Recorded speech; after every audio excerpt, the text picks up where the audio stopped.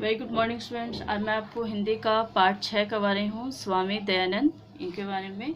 और last chapter था सुभाष चंद्र बोस जी के बारे में था, उनका उनका एक भाषण था। और इसमें हम कहेंगे स्वामी दयानंद के बारे में।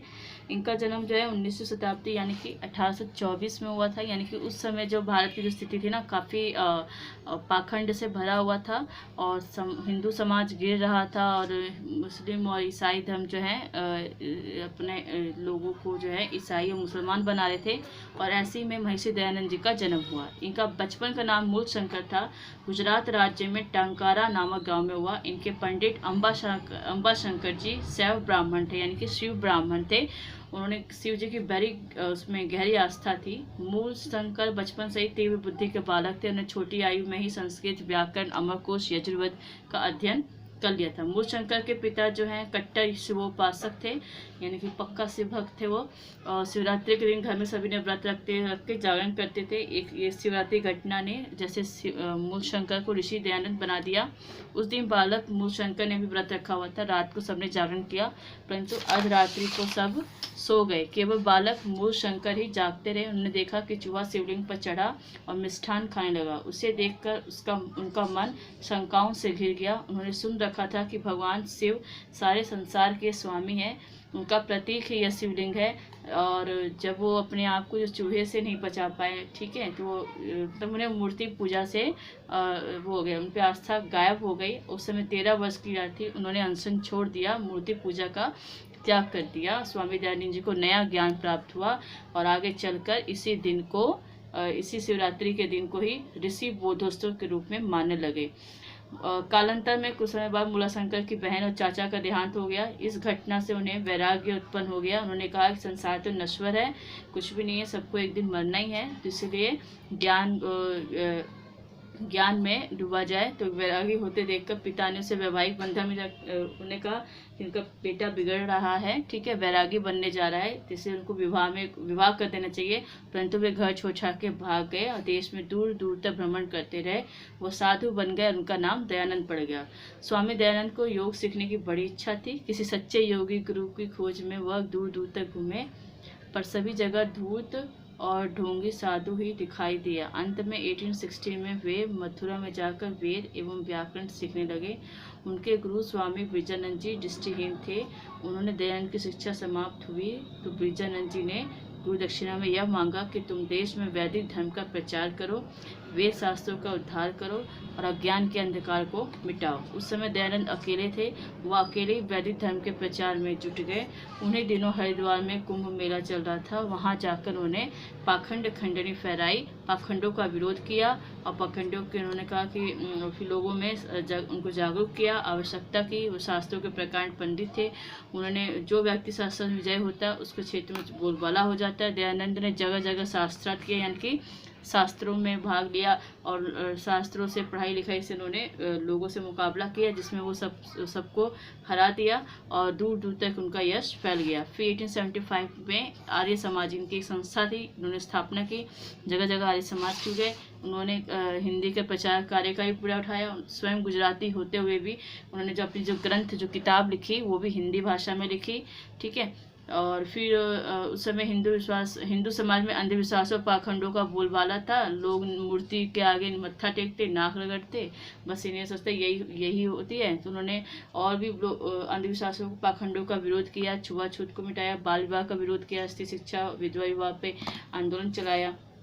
इससे देशवासियों के आत्मगौरव का भाव जड़ाया, ठीक। दयानंद केवल समाज सुधारक नहीं थे बल्कि राष्ट्र पुरुष थे। वे समझते थे कि देश को स्वतंत्र कराए बिना देश सुधर नहीं सकता। उनका कहना था बुरे से बुरा स्वदेशी शासन भी अच्छे से अच्छे विदेशी शासन से कहीं अच्छा है। बहुत से धर्म संस्थापक हुए थे पर वे अशिक्षित जनसाधारण को आकर्षित कर पाए थे। पर दयानंद जी का प्रभाव शिक्षित लोगों पर पड़ा और उनका स्वरूप सुशिक्षित पढ़े लिखे लोगों में भी उनकी धाक जम गई। समय पाकर दयानंद जी ने जनता पर प्रभाव पड़ा। हजारों लोग उनके अनुयायी बन गए और उन्होंने प्राण लेने का प्रयत्न किया। 2-3 बार लोगों ने विष खिलाया, परंतु स्वामी जी बच गए। एक बार स्वामी जी राजा जी के पास गए थे। उन्हें वहाँ एक वैश्या को बैठे पाए, एक औरत को, ठीक है। स्वामी जी को बहुत ग्लानि हुई। उन्होंने कहा कि तुम ऐसे किसी से प्रेम नहीं करना चाहिए, अनुचित है। स्वामी जी के वक्त सुन के वो औरत जो है उनके कलेजे में वो उससे गुस्सा हो गई, ठीक है। स्वामी दयानंद ने उन्होंने प्रतिशोध लेने की ठानी और स्वामी जी की रसोइये से मिलकर उन्हें दूध में घातक विष दिलवा दिया। फलस्वरूप उनके विष उनके शरीर में फैल गया और 1883 में दिवाली के दिन ही वेद मंत्रों का पाठ करते हुए संसार छोड़कर ज्योति में विलीन हो गए और इसी दिन को निर्वाण दिवस के रूप में मनाया जाता है। स्वामी दयानंद जी का हर क्षेत्र में वेदों का अंतिम प्रमाण माना। महापुरुषों में इनका अग्रणी नाम है। 59 वर्ष की अल्पायु में संसार छोड़कर चले गए। यदि वे कुछ समय और जीवित रहते निश्चित ही विदेश और समाज की अधिक सेवा कर पाते। उनके समाज सुधार कार्यों के लिए सदा निर्मल है। तो ये आपके बच्चों वर्ड मीनिंग कर लेना कॉपी में। ओके, अब क्वेश्चन आंसर देखो। पहला, महर्षि दयानंद के जन्म के समय समाज की क्या स्थिति थी? तो ये आपका फर्स्ट आंसर, यहाँ से यहाँ तक पहला आंसर है, ठीक है। 4 लाइनें 1 2 3 4 5। सेकंड, किस घटना से मूल शंकर को बोध प्राप्त हुआ? ये आपका एक शिवरात्रि से लेकर एक शिवरात्रि से लेकर यहाँ तक हुआ तक, ठीक है। लॉन्ग आंसर है, यहाँ तक करना है, पूरी घटना बताना है, ठीक, यहाँ तक। ये हो गया सेकंड आंसर। थर्ड है आपका, स्वामी दयानंद के गुरु कौन थे और उन्होंने गुरु दक्षिणा में क्या मांगा? 13, उनके गुरु स्वामी बिरजानंद जी थे जो कि दृष्टिहीन थे। उन्होंने गुरु दक्षिणा में मांगा कि सब तुम जगह जगह वैदिक धर्म का प्रचार करो, वेद शास्त्र को उद्धार करो, अज्ञान के अंधकार को मिटाओ। यहाँ से यहाँ तक थर्ड आंसर 3 लाइन का, ठीक।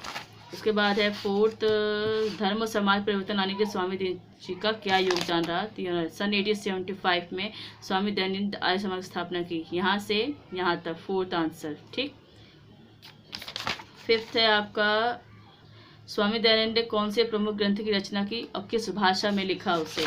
13, उन्होंने अपने ग्रंथ सत्यार्थ प्रकाश की रचना हिंदी में की। यहाँ से यहाँ तक फिफ्थ आंसर। 6 में स्वामी दयानंद जी ने किन किन बुराइयों के विरुद्ध आवाज़ उठाई? तो उन्होंने से लेकर आंदोलन चलाया तक, 6 आंसर।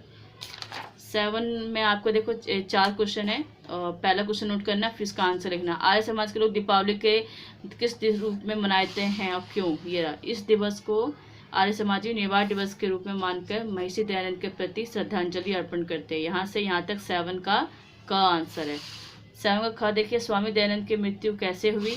तो ये आपका 7 का ख आंसर, ठीक, नोट कर लेना। 7 का ख, स्वामी जी से लेकर फैल गया था, यहाँ से लेकर यहाँ तक, 7 का ख आंसर। ग देखिए, स्वामी दयानंद के बचपन का क्या नाम था? मूल शंकर।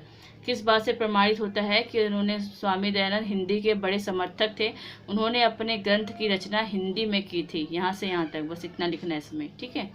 क्वेश्चन नंबर 8 नहीं करना और इसको टिक लगाइए, पहला राइट, दूसरा राइट, तीसरा रॉन्ग, फिर ये भी रॉन्ग। उपसर्ग और मूल शब्द को अलग कीजिए। अवनति का अव प्लस उन्नति, संकुचित का सम प्लस उचित, प्रतिद्वंदी का प्रति प्लस द्वंदी, आकृष्ट का आ प्लस कृष्ट, परित्याग का परि प्लस त्याग, प्रयत्न का प प्लस यत्न। नीचे दिए गए शब्दों के विलोम शब्द लिखिए। उन्नति का अवनति, हास्य का लाभ, आकृष्ट का अनाकृष्ट, स्वार्थ का निस्वार्थ, द्वेष का प्रेम, स्वतंत्र का परतंत्र, ठीक। संधि विच्छेद कीजिए। श्रद्धा अंजलि का श्रद्धा प्लस अंजलि, दुर्गुण का दूर प्लस गुण, अल्पायु का अल्प प्लस आयु, शास्त्र का शास्त्र प्लस अर्थ, उद्धार का उत प्लस धार, सत्यार्थ का सत्य प्लस अर्थ, शताब्दी का सत प्लस आब्दी, परीक्षा का परि प्लस इच्छा, ठीक है। तो बस यहाँ तक आपको फिल करना है और इसके बाद चैप्टर कंप्लीट हो जाएगा आपका। वर्ड मीनिंग क्वेश्चन आंसर कर लेना और बुक फिल कर लेना।